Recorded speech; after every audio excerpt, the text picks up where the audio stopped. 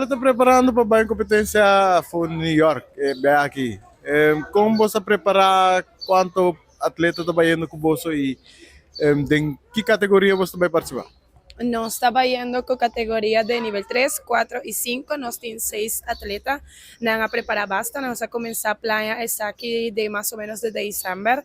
Conjuntamente con Jeffrey Melissa. Melissa trabaja con toda tarde también. Nos a preparar basta. Dus, hay aquí book de competencia a cambio. So, normalmente categoría level 4 año pasado estaba así 2 elementos. Hay aquí está así 3. Y mucha que va a ir representando en level 5.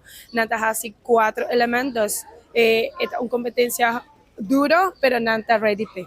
Dus mucha nanta va a train de 4 para 5 viaja para Simán, 2 horas para día.